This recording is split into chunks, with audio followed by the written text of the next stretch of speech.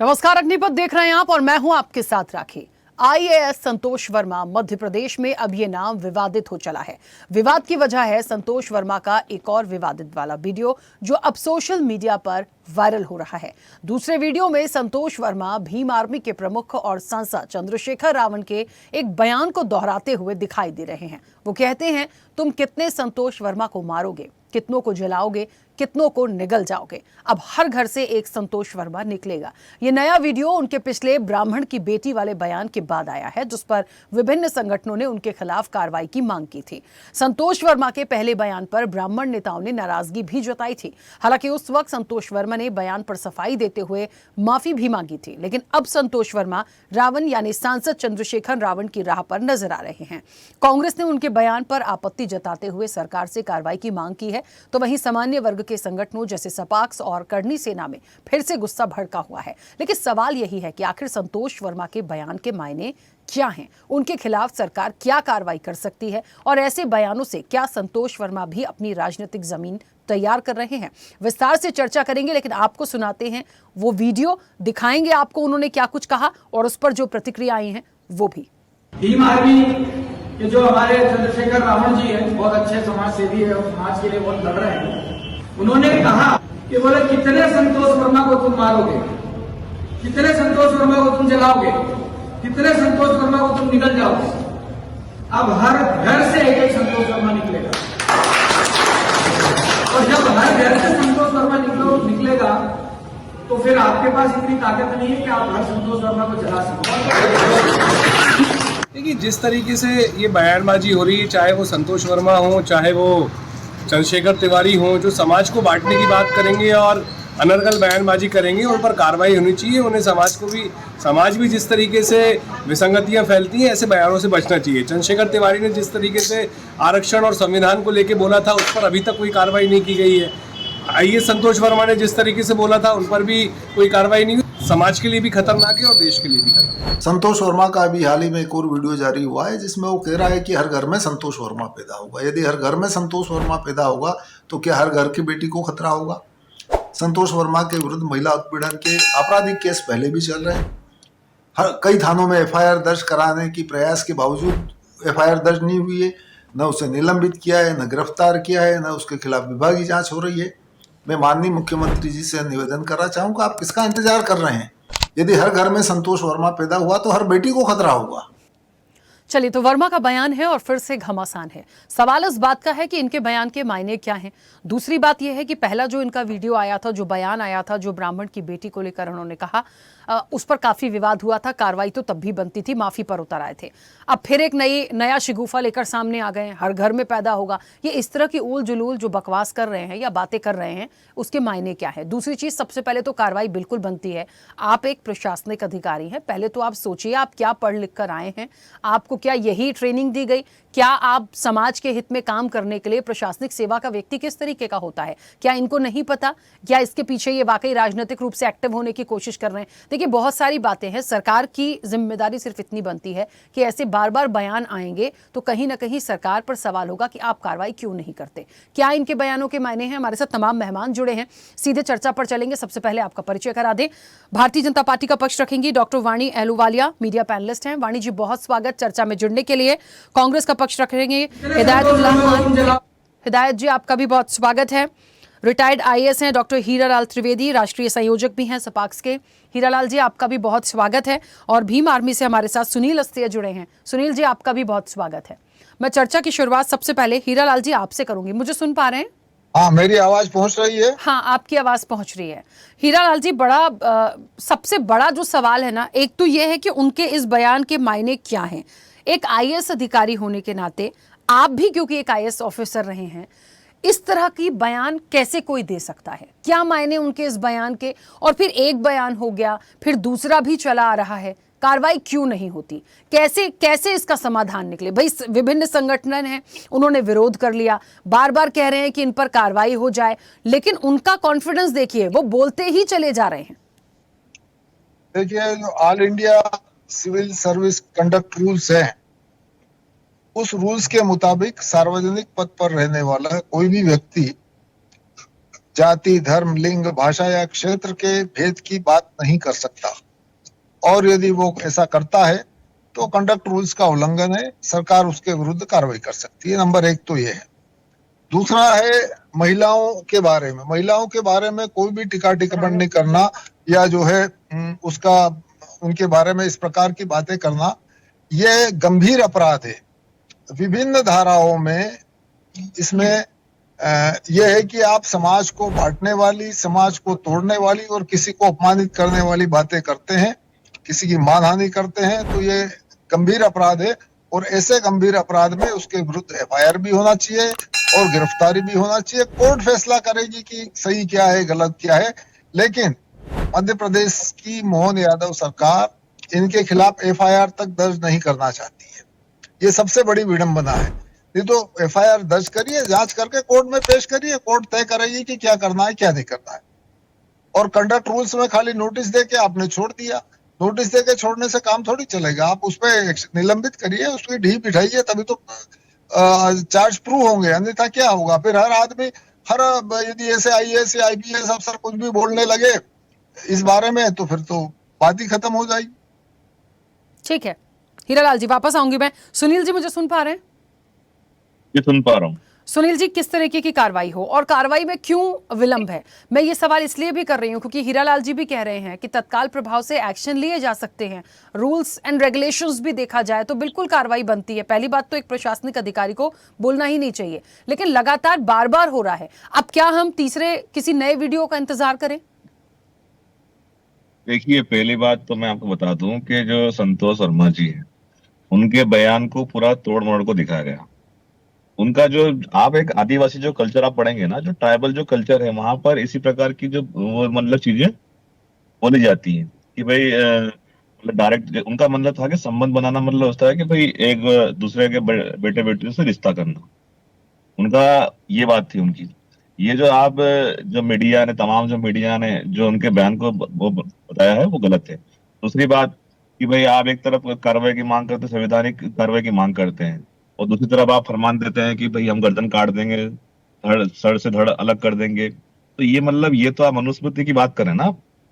आप मनुस्मृति को आप पढ़ोगे तो उसके अंदर सारी चीज लिखी हुई है कि अगर कोई क्षुद्र व्यक्ति इस प्रकार की चीजें करेगा तो उसको इस प्रकार से करेंगे। दूसरी बात कि भाई प्रशासन, जो सरकार है, अगर उन्होंने कुछ गलत बोला है तो भाई उन पे कार्रवाई करे। लेकिन ऐसा कोई, मेरे हिसाब से उन्होंने इस प्रकार से चीजें नहीं बोली। उनके बयान को सीधा सीधा उनके तोड़ मोड़ को दिखाया गया है। मैं आपके मीडिया के माध्यम से ये कहना चाहूंगा कि उन्होंने जो 14 मिनट का जो पूरा भाषण दिया है, उस पूरे भाषण को दिखाएं आप। ये फिर आप पैमाना तय करें कि उन्होंने क्या गलत कहा है। दूसरी बात कि भाई भीम आर्मी ने अपना स्टैंड क्लियर कर दिया है कि भाई संतोष वर्मा जी के हम लोग साथ खड़े हैं कि आप अगर गर्दन काटने की बात करोगे, फिर घर से खींचने मारने की बात करोगे, तो ये हम चलन नहीं देंगे। हम हर घर से संतोष वर्मा फिर निकलेंगे। हम हमारी बेटियों को सम्मान करते हैं, बेटियों के लिए हम प्राण न्यौछावर कर देते हैं। लेकिन अगर आप इस प्रकार चीजें करोगे तो ये चीजें। दूसरा है कि रायसेन के अंदर अभी लेटेस्ट घटना, कल की घटना है। रायसेन के अंदर एक दलित परिवार के घर एक व्यक्ति ने खाना खा लिया शादी ब्याह में, तो उसका पूरा मतलब उसका हुक्का पानी बंद कर दिया, उसका सामाजिक बहिष्कार कर दिया। तो ये कहाँ गए? जाति खत्म करके हिंदू राष्ट्र बनाने वाले ये लोग चुप क्यों हैं? अब कहाँ गए वो धीरेन्द्र शास्त्री जी? अब क्या उनकी जीवान नहीं खुलती? ऐसे मामलों में चुप हो जाते हैं वो? तो सरासर अन्याय हो रहा है। और हम लोग संतोष वर्मा जी के साथ खड़े हैं, पूरा SC ST OBC और संविधानवादी जो लोग, जो संविधान को मानते हैं, जो बाबा साहब अम्बेडकर में अपनी आस्था रखते हैं, वो सब लोग खड़े हैं। और हमारे राष्ट्रीय अध्यक्ष जी ने, पूरा चंद्रशेखर आजाद जी ने इंदरगढ़ की धरती से स्पष्ट ऐलान किया कि भाई हम लोग साथ खड़े हैं और अगर इस प्रकार चीजें होगी तो नहीं। दूसरा मेरा सवाल ये, आपके माध्यम से मैंने एक वीडियो बनाया है, उसको लेकर मैंने एक्स पर पोस्ट भी की है कि जो कांग्रेस जो पार्टी है, सिर्फ अब देखिए कि वो अपना स्टैंड क्लियर नहीं कर रही। उनके जो जीतू पटवारी जो अध्यक्ष है, वो कहाँ है? आदिवासियों के वोट चाहिएंगे तो भाई वो सब चीजें हैं। उमंग सिंगार चुप है इस मामले पे। कांग्रेस पार्टी खुद दो धड़े में बटी हुई है, वो डिसाइड नहीं कर पा रही है कि हमें क्या करना है। तो ये पूरा प्रदेश देख रहा है, ये आदिवासी समाज, दलित समाज, पिछड़ा वर्ग समाज, ये पूरा समाज देख रहा है कि इनका कोई स्टैंड क्लियर नहीं है अभी तक। और दूसरी बात कि ये जो कार्रवाई की जो लोग मांग कर रहे हैं, वो अनिल मिश्रा के बयान पर चुप क्यों है? अनिल मिश्रा ने जो संविधान के खिलाफ जो बयान दिए, बाबा साहब अम्बेडकर को इतना कुछ भला बुरा कहा, अभी तक उनके खिलाफ एफआईआर क्यों नहीं हुई? एफआईआर हुई तो, लेकिन अरेस्ट क्यों नहीं किया उन लोगों को? ठीक है ये सुनील गलत जी, चीज है। और हम आपके ऐसा होने नहीं सवाल देंगे। आपके सवाल अपनी जगह ठीक हो सकते हैं। मुझे ऐसा लगता है कि यदि आपको ऐसा लगता है कि उनके बयानों को तोड़ मरोड़ कर पेश किया गया है, मैं आपकी बात भी मान लेती हूँ, चलिए, और ऐसा लगता है कि इतना विरोध प्रदर्शन हो गया, आप उनके साथ खड़े हैं, चलिए मान लेती हूँ मैं ये सारी चीज़ें भी, लेकिन एक पद पर हैं, समझिएगा मैं क्या कह रही हूँ। और दूसरी चीज़, आपने जब आरक्षण वाला बयान दिया तब आपने क्यों कहा कि ब्राह्मण की बेटी का जिक्र क्यों आया? ये जात पात की बात लाने की जरूरत ही नहीं थी। क्यों ला रहे हैं आप? ब्राह्मण ला रहे हैं, फिर आदिवासी ला रहे हैं, फिर आप उसको जोड़ रहे हैं, फिर आरक्षण को घुसेड़ रहे हैं बीच में। नहीं करना चाहिए। ब्राह्मण समाज ने क्यों विरोध किया? कल की मान लीजिए किसी और आप उसके धर्म के बारे में बोल दीजिए या जात के बारे में बोल दीजिए, तो हम ये जात पात की चीजों को लाएं ही ना। एक आईएएस ऑफिसर होने के नाते इतना तो वो भी, उनको भी समझना चाहिए। और फिर ये बातें जब विवाद बढ़ गया तो आ रही है कि बयानों को तोड़ मरोड़ कर पेश किया। बोला तो उन्होंने है, उनके बयानों को तो डाइवर्ट नहीं किया कि ऑडियो बदल दिया गया या सारी चीजें हुई हैं। समझिएगा, हर परिप्रेक्ष्य में बात करने की जरूरत है। मैं उनके यहाँ विरोध में नहीं बैठी हूं, लेकिन मेरा ये जिम्मेदारी है कि हर चीजों को समझें। हम क्यों ऐसी कोई, आप आज मैं यहाँ बैठी हूँ, एक सीनियर जर्नलिस्ट होने के नाते मैं आपका विरोध कर दूं या मैं हीरालाल जी का विरोध कर दूं, मैं एक ही पक्ष के साइड में बात करूं, तो ये गलत हो जाएगा ना। नहीं, हम मैं एक अपनी पक्ष की बात जिम्मेदारी तो नहीं कर रहा ईमानदारी से हूँ। निभाएं कम से कम। देखिए मैं एक पक्ष की बात नहीं कर रहा हूँ। मैं बात ये कर रहा हूँ कि हम चाहते हैं कि देश के अंदर सामाजिक समरसता बने, और जब तक हमारे समाज के अंदर रोटी बेटे का व्यवहार नहीं होगा, तब तक वो चीजें संभव नहीं है।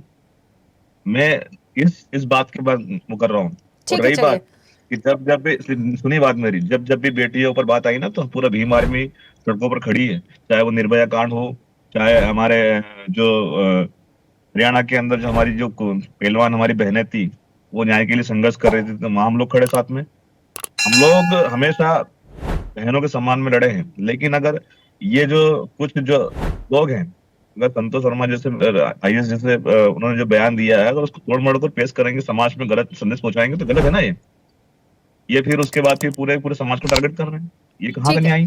बेचारा चलिए। एक आदिवासी आईएएस है। आप, मेरा है कि आप है ना, पेनलिस्ट में किसी भी एक जो वहाँ के आदिवासी जो कल्चर के जो व्यक्ति है ना, उनको आप बिठाइए, फिर आपको उनकी भाषा जो होती है ना, वो समझ में आएगी आपको। ठीक है, देखिए, मेरे लिए तो सुनील जी, एक आईएएस ऑफिसर होता है। मैं ये नहीं देखती कि वो आईएएस ऑफिसर आदिवासी है या वो ब्राह्मण है या वो कोई और कास्ट है। एक आईएएस ऑफिसर अपने आप में इतनी ताकत रखता है कि वो आईएएस नाम ही उसकी सबसे बड़ी ताकत है। जात पात को तो छोड़ दीजिए, हम उस चीज का पूरा सम्मान करते हैं। ठीक है, चलिए मैं वापस आऊंगी। वाणी जी, मुझे सुन पा रही है? हाँ, आपकी आवाज आ रही है। वाणी जी, सभी लोग चाहते हैं सरकार इस पर एक्शन ले, इस पर कार्रवाई करे, उनका निलंबन करे। देखिए, जो संगठनों ने विरोध किया है वो इसकी मांग करेंगे, लेकिन सरकार की भी जिम्मेदारी है। सरकार तो समझती है कौन सही बोल रहा है, गलत बोल रहा है, बात हो सकती है, बुलाया जा सकता है। बार बार यदि ऐसे बयान आएंगे एक आईएएस ऑफिसर के लिए तो अच्छा नहीं है। और क्योंकि प्रशासनिक अधिकारी हैं तो सरकार पर भी सवाल आता है।